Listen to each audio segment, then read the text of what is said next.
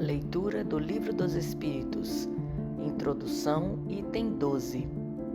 Um fato demonstrado pela observação e confirmado pelos próprios espíritos é que os espíritos inferiores tomam emprestado frequentemente nomes conhecidos e reverenciados.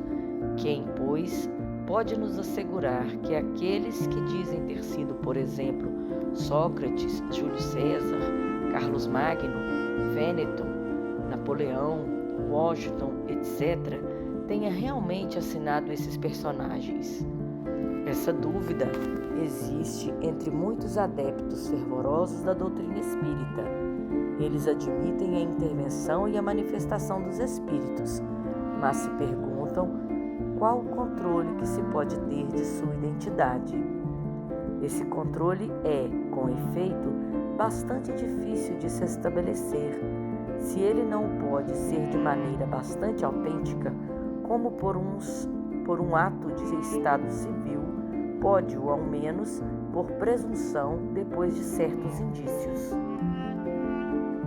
Quando o espírito de qualquer um que nos é pessoalmente conhecido se manifesta, um parente ou um amigo, por exemplo, sobretudo se morreu há pouco tempo, ocorre em geral que sua linguagem está em relação perfeita com o caráter que lhes conhecemos e já é um indício de identidade. Mas a dúvida não é quase mais permitida quando um espírito fala de coisas íntimas, lembra de circunstâncias de família que não são conhecidas senão do interlocutor. Um filho não se equivocaria seguramente com a linguagem de seu pai e de sua mãe, nem os pais sobre a de seus filhos. Passam-se algumas vezes, nessas espécies de evocações íntimas, coisas surpreendentes, de natureza a convencer o mais incrédulo. O cético mais endurecido frequentemente fica assombrado com as revelações inesperadas que lhe são feitas. Uma outra circunstância muito característica vem em apoio da identidade. Dissemos que a escrita do médium muda geralmente com o espírito evocado e que nessa escrita se reproduz exatamente a mesma cada vez que o mesmo espírito se apresenta.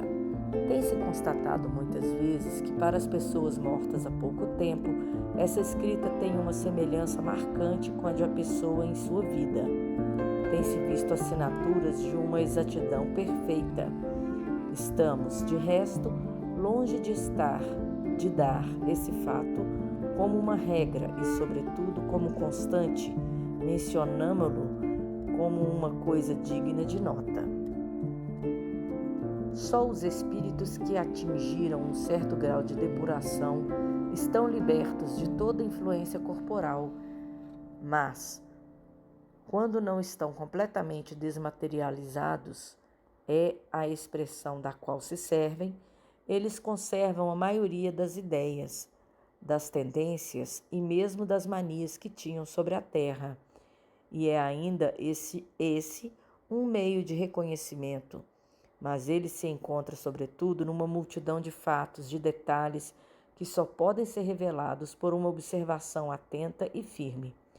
Vêem-se escritores discutir suas próprias obras ou doutrina, aprová-las ou condenarem certas partes, outros espíritos lembrarem circunstâncias ignoradas ou pouco conhecidas de sua vida ou de sua morte, coisas, enfim, que são todas ao menos provas morais de identidade, as únicas que se podem invocar tratando-se de coisas abstratas.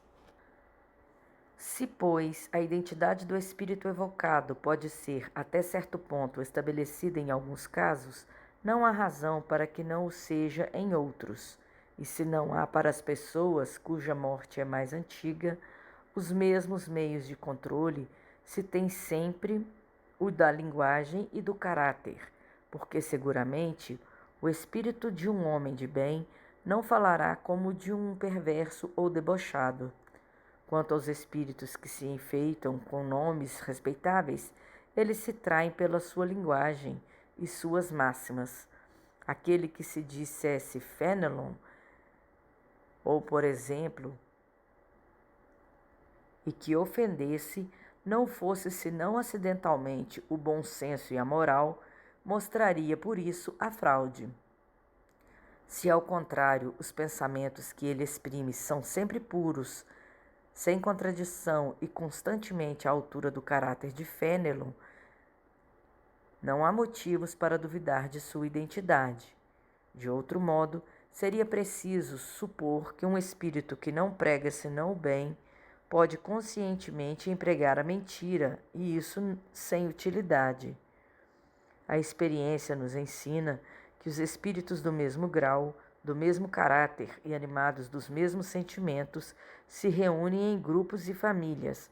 Ora, o número de espíritos é incalculável e estamos longe de conhecer a todos.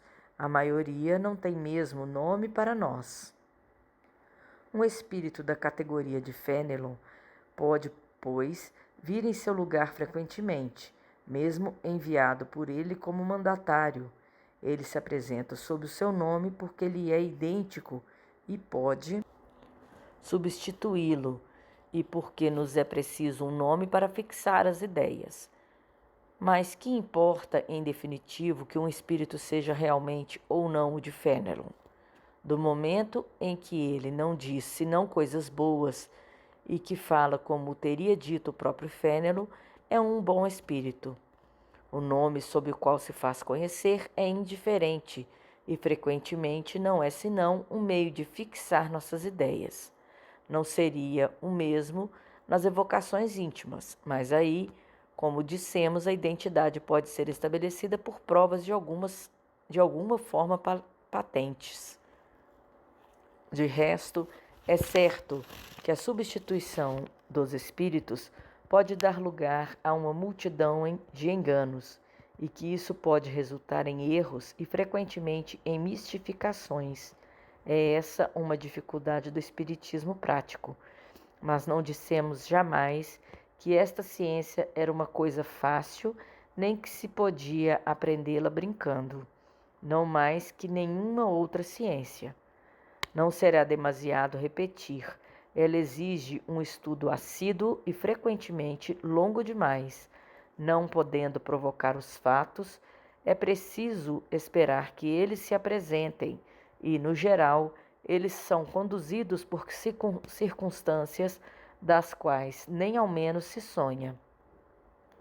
Para o observador atento e paciente, os fatos se produzem em quantidade, porque ele descobre milhares de nuances características que são para ele rasgos de luz.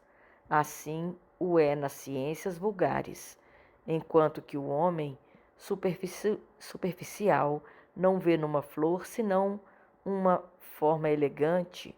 O sábio nela descobre tesouros pelo pensamento.